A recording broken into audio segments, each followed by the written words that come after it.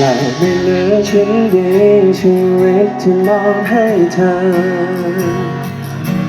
ไม่มีแล้วที่เธอเอาไว้แสนไกล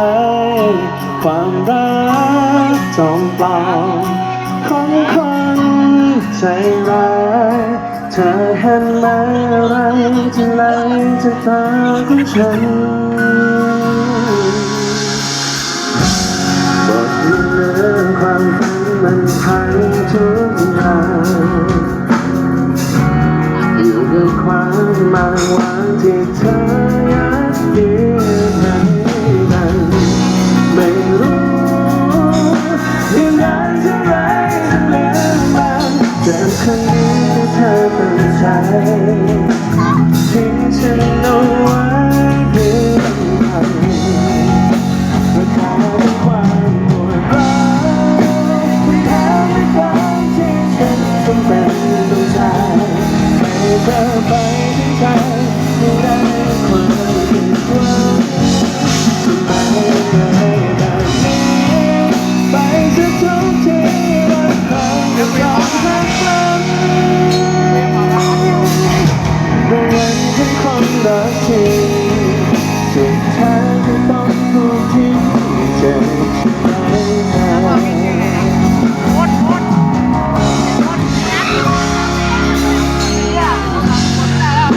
เนื้อที่ว่ามีความเสียใจจะเดินในทางที่ใจสักทีแต่ที่เธอไปให้ความใจร้ายที่รักความแรงต่อไป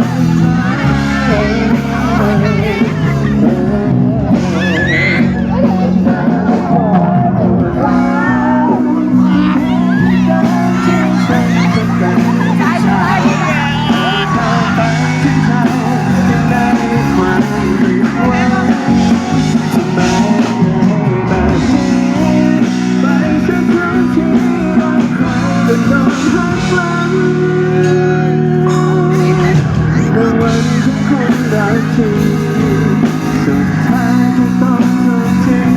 เธอใช่ไหมเธอ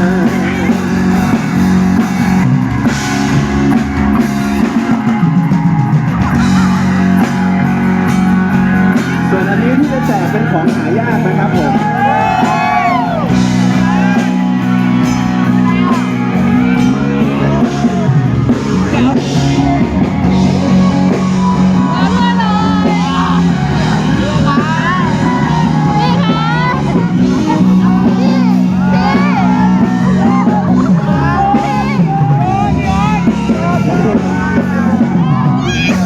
ความปวดร้าวที่หายในการที่ฉันจำเป็นต้องใช้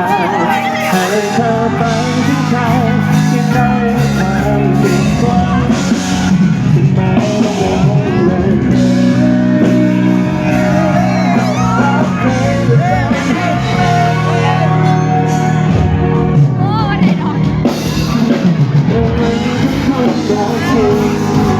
สุดท้ายก็ต้องถูกทิ้ง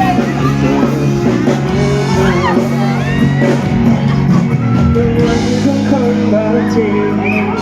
ท้ายสุดก็ต้องถูกทิ้ง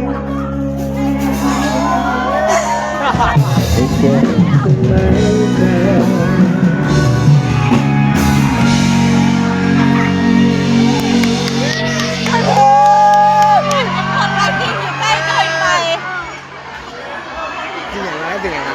แล้วสิเบอร์ลูก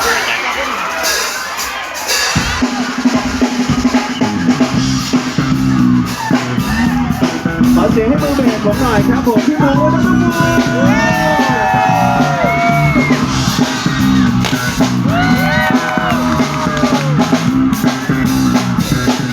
เฮ้ยขอ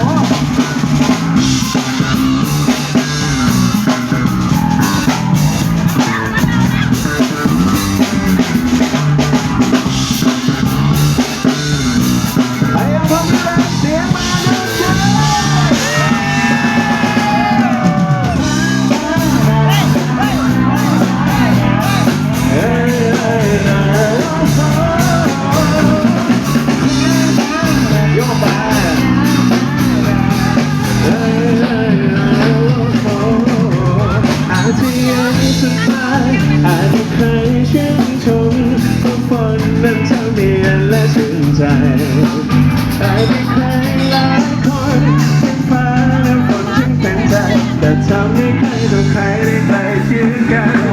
อาจจะยังสบายและไม่ใครชื่นชมแต่ฉันไม่ชอบเวลาที่ฝนพรายมันช่างเหงาเท่าไหร่เวลาที่ฝันขึ้นได้ก็เพราะไม่มีเธออยู่ใกล้ๆกันเพราะฝนมันทำให้ฉันเหน็บหนาวเข้าไปถึงข้างในแล้วฉันทำให้ใจฉันลอยมาเพราะฝนมันทำให้ฉันลืมเสียน้ำตาเพราะจะฟ้าเธอสักวันไม่หายไปฉันวันเธอฟ้าคอยสั่งให้ความหยุดปวดหัวใจมันสลดไม่มีสักคนเปลี่ยนทางอย่างฟ้าเธอสั่งให้ฝนนี้สลายคืนนี้เอาจะตายไม่มีใครได้สักวันให้ก่อน ขอเสียงให้ก็อดซิลล่าหน่อย ขอเสียงให้กระต่ายหน่อย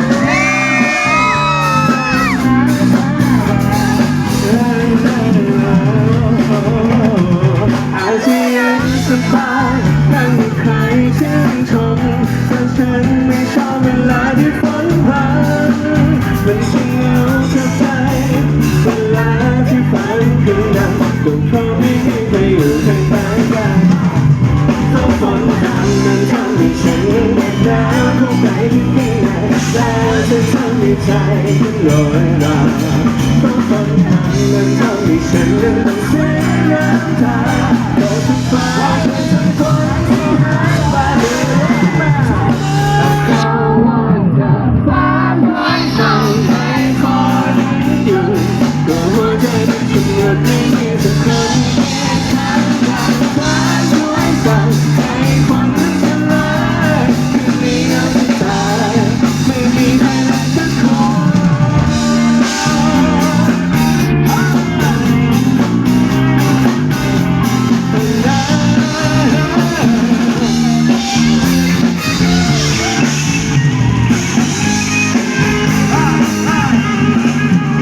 ฝนทำให้ฉันเหน็บหนาวเข้าไปถึงข้างในแล้วจะทำให้ใจฉันลอยมาเพราะฝนมันทำให้ฉันต้องเสียน้ำตาเพราะทุกฟ้าฉันสักวันไม่หายไปก็วันเธอฟ้าช่วยสั่งให้ความหยุดตัวหัวใจต้องสลดไม่มีสักคนเป็นรักกันฟ้าช่วยสั่งให้ความรักสลายคืนนี้เอาจะตาย